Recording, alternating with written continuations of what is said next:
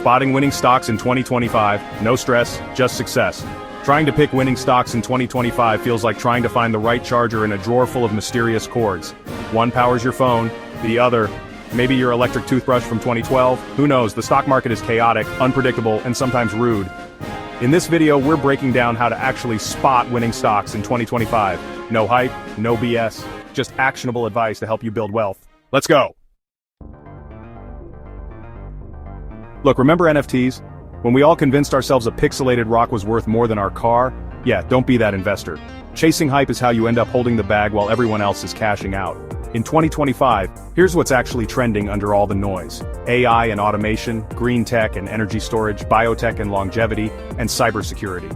These are mega trends with real-world applications. Think long-term potential, not just short-term pumps. Look for companies with solid fundamentals, a clear competitive advantage, and a management team that knows what they're doing. Stick with the real trends and avoid getting swept up in the hype. I know, financials sound about as exciting as watching paint dry, but trust me, they're crucial. Think of a company's financials as its dating profile. You want to make sure they're cute and stable before you swipe right. First up, revenue growth.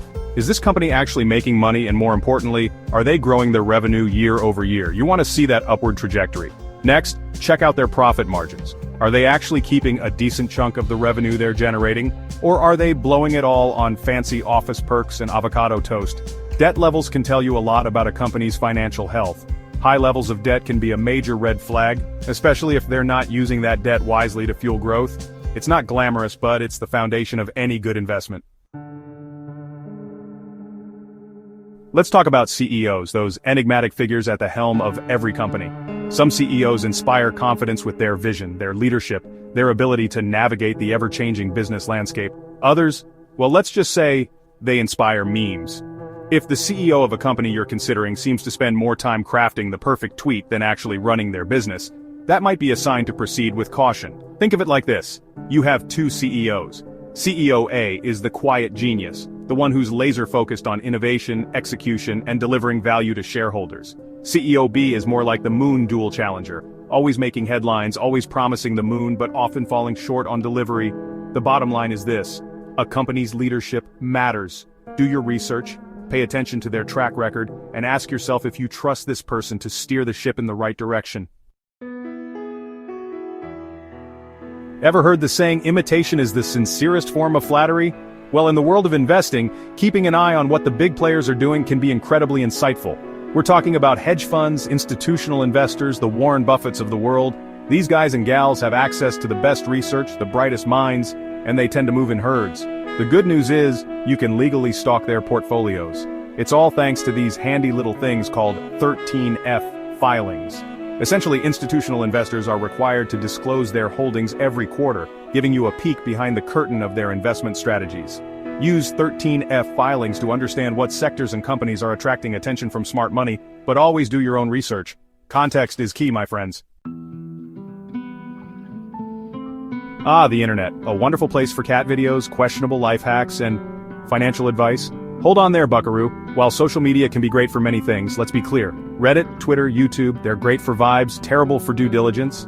Yes, social media played a role in the whole GameStop saga, and sure, it can be exhilarating to be part of a movement, but let's be real, it also created a whole lot of bag holders crying into their keyboards. Social sentiment is often driven by emotion, speculation, and the occasional pump and dump scheme. Use social sentiment as one data point among many, not as the sole basis for your investment decisions.